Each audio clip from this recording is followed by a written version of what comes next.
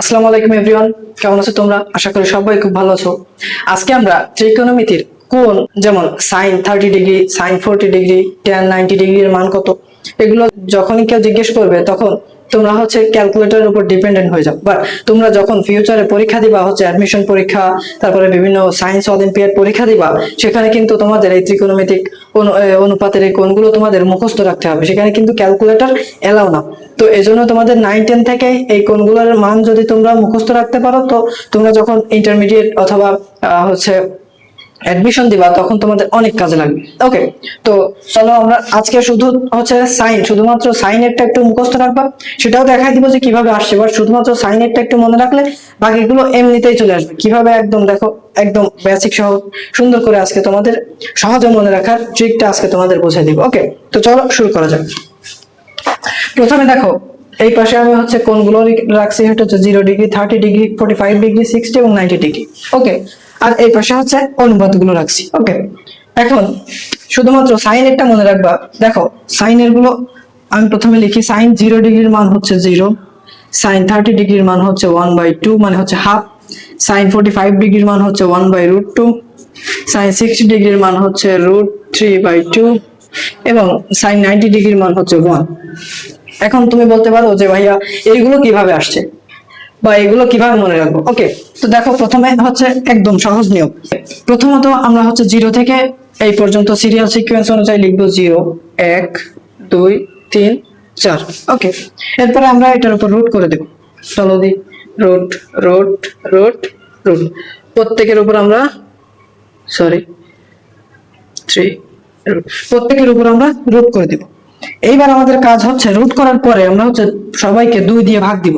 দেখো, 2 দিয়ে ভাগ দিই, প্রত্যেককে 2 দিয়ে ভাগ দিব, 2 দিয়ে 2 দিয়ে। তাহলে আমরা কি করলাম? প্রথমে সিকোয়েন্স অনুযায়ী 0 থেকে 4 পর্যন্ত লিখবা, তারপরে প্রত্যেককে রুট করে দিবা, তারপরে 2 দিয়ে সবাইকে ভাগ করে দিবা। এবার ক্যালকুলেশন করে দেখো, 0 কে যাই দিয়ে ভাগ করি না কেন আনসার আসে 0। এই দেখো, 0 ডিগ্রি মান, সাইন 0 ডিগ্রির মান 0। এবার 1 এর রুট করলে 1ই হয়, আর নিচে আছে 2, তার মানে হাফ। এই যে হাফ। তারপরে 45 ডিগ্রির মান দেখো, √2 ডিভাইড বাই √2। এই 2 কে আমরা লিখতে পারি √2 ইনটু √2, √2 ইনটু √2। একটা 2 কে দুইটা √2 দিয়ে ভাগ করে লেখা যায়। তাহলে এই একটা √2 কাটা যায়, তাহলে থাকে উপরে 1/√2। এই যে সে 1/√2। বুঝাইতে পারতেছি? এবার √3/2, এইটাই তো আর কিছু করার নাই। এই যে √3/2।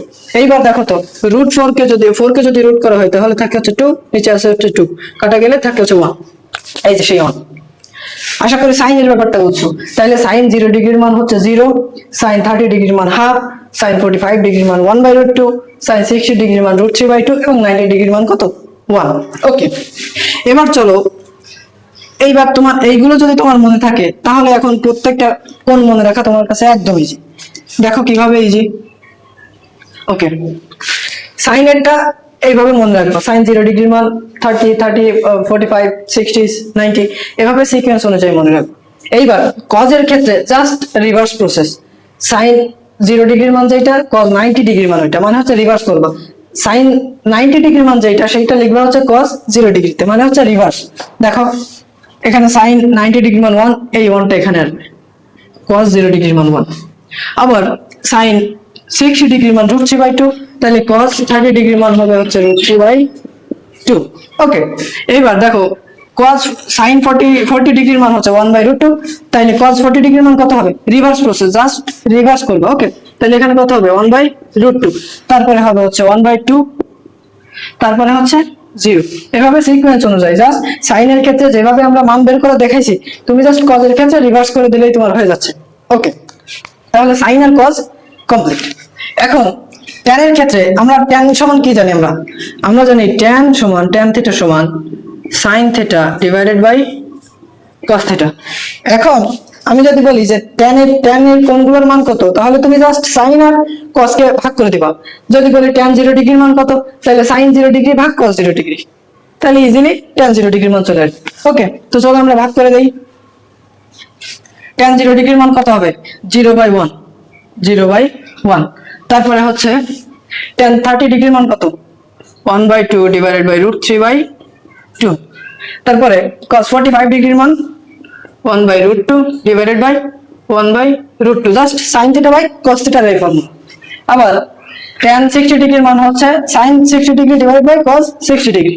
তাহলে চলো ভাগ করে দিই √3/2 ডিভাইডেড বাই 1/2 এবং tan 90 ডিগ্রি মান হচ্ছে 1/0। এবার হিসাব করো, 0 কে কোনো কিছু দিয়ে ভাগ করলে 0 হয়, তার মানে tan 0 ডিগ্রির মান কত? 0। তারপরে tan 30 ডিগ্রির মান হচ্ছে এই 2 কাটা, তার মানে শুধুমাত্র থাকে হচ্ছে কত? 1/√3। এবার এখানে হাফ হাফ কাটা, তাহলে থাকে হচ্ছে 1, এখানে √3 এই 2 কাটা, তাহলে থাকে হচ্ছে √3। আর 1/0 কে দিয়ে কোনো সংখ্যা দ্বারা ভাগ যায় না, মানে হচ্ছে কোনো সংখ্যাকে 0 দ্বারা ভাগ করা যায় না। তাইলে যদি 0 দ্বারা কোনো সংখ্যাকে ভাগ করি তাহলে মান আসে হচ্ছে অসংজ্ঞায়িত বা ইনফিনিটি। ওকে, অসংজ্ঞায়িত বা সম্ভব না। ওকে, 0 দ্বারা কোনো কিছু ভাগ করা সম্ভব না। এবার আসো আমরা পরেরটা দেখি। একই রকম ভাবে cos এর ক্ষেত্রে যেটা বলছি, tan আর cot এর ক্ষেত্রেও সেম।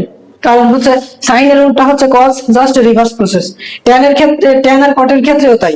তুমি tan এর ক্ষেত্রে যেভাবে লিখছো, cot এর ক্ষেত্রে জাস্ট রিভার্স, ওই পাশ থেকে এই পাশে চলে আসবে। ওকে, তো চলো শুরু করি। তাহলে cot এই দিক থেকে যদি শুরু করে, এটা হবে অসংজ্ঞায়িত, তারপরে এটা হবে √3, এটা হবে 1, এটা হবে 1/√3, এন্ড দেন লাস্টে হবে কত? 0। ওকে, তাহলে cot হচ্ছে tan এর রিভার্স প্রসেস। ওকে, এবার আসে হচ্ছে sec কি? আমরা জানি sec থিটা সমান 1/cos থিটা। এটুকু তো সবাই জানো নিশ্চয়ই। ওকে, তাহলে sec থিটা সমান যদি 1/cos থিটা হয়, তাহলে এখানে একটা জিনিস খেয়াল করো তো, এর মানগুলোকে যদি আমরা জাস্ট ইনভার্স করে দিই, মানে হচ্ছে 1/, করে দিই, তাইলে আমরা sec এর মান পাই না? হ্যাঁ কি না? ওকে, আমরা জাস্ট cos কে যদি আমরা উল্টাই দিই, তাইলেই তো আমরা sec এর মান পাচ্ছি। একই রকম ভাবে cosec এর ক্ষেত্রে এখানে sin কে উল্টাই দিব, cosec এর মান পাবো। চলো উল্টাই দেই, এখানে আছে 1, cos কে যদি উল্টাই দিই তাহলে হচ্ছে 1/1 করলে হয় 1, তাই তো? তারপরে হচ্ছে দেখো এই cos 30 ডিগ্রির মান হচ্ছে √3/2, এটাকে যদি উল্টাই দিই তাহলে যায় উপরে হচ্ছে 2, নিচে হচ্ছে √3। এটার ক্ষেত্রে √2 উপরে চলে যাবে, √2। এটার ক্ষেত্রে 2 উপরে যাবে, এই 2, এবং 0 কে উপর নিয়ে গেলে দেখো 0 এর নিচে আছে কি? কিছু নয়, মানে একটা 1 আছে। এই 1 যদি উপরে চলে যায় তাহলে 1/0, আর 1/0 সমান আমরা কি জানি? ইনফিনিটি, তাই তো? তাহলে এখানে হবে কি? ইনফিনিটি। বুঝছো? এইবার cosec এর ক্ষেত্রে সেম প্রসেস।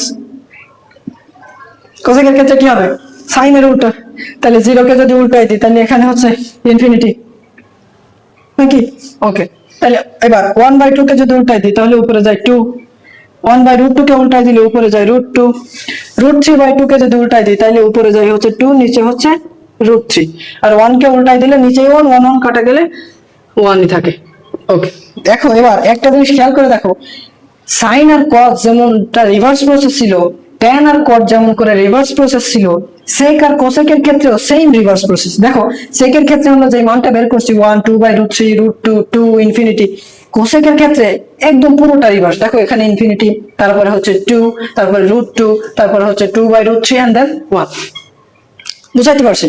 তাহলে শুধুমাত্র সাইন এর ক্ষেত্রে মনে রাখবা, জাস্ট আমরা শুধু লিখবো পর্যায়ক্রমে 0 থেকে 4 পর্যন্ত লিখবো, লেখার পরে রুট করে দিব, তারপরে কি 2 দিয়ে ভাগ করে যে মান আসবে সেইগুলো মনে রাখতে হবে। তবে সাইনের এই যে বেসিক যে এইগুলো আছে, এগুলো তোমার মনে রাখা গুরুত্বপূর্ণ, মনে রাখতে হবে তোমাকে, তাইলে তুমি বাকিগুলো ইজিলি পারবা। ওকে, তাহলে এবার cos এর ক্ষেত্রে সাইনের যেটা বের করছি, cos এর ক্ষেত্রে জাস্ট উল্টাই দিবা, রিভার্স করে দিবা।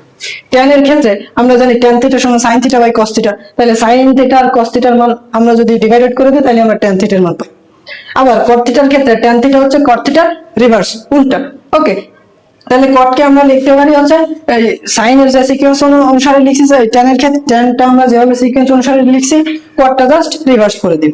ওকে, এইবার sec সমান আমরা জানি কি 1/cos, sec সমান জানি আমরা হচ্ছে 1/cos, তাইলে sec এর ক্ষেত্রে আমরা যদি ইনভার্স করে দিই 1/something 1/cos থিটা করে দিই, তাইলে আমরা sec এর মান পেয়ে যাচ্ছি।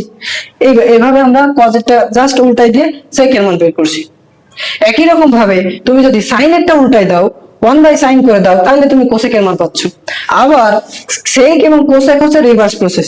এখন তুমি যদি শুধুমাত্র sin, তারপরে হচ্ছে cos না, sin, tan এবং sec, এই তিনটার মান যদি তুমি মুখস্থ রাখো বা মনে রাখো, অবশ্য ম্যাথ করতে করতে মুখস্থ হয়ে যাবে, এই মানগুলো যদি তুমি মনে রাখো তাহলে বাকি তিনটার মান তোমার মুখস্থ রাখতে হচ্ছে না, তুমি ডিরেক্ট রিভার্স করে দিলেই তোমার হয়ে যাচ্ছে। তো আশা করি তোমাদের বুঝাইতে পারছি। ভিডিওটা যদি ভালো লাগে ভিডিওতে একটা লাইক দিবা, সাবস্ক্রাইব করে দিতে পারো এরকম নতুন নতুন ভিডিও পেতে। সবাই ভালো থাকবা, সুস্থ থাকবা, দেখা হবে নতুন কোনো ভিডিওতে। আল্লাহ হাফেজ।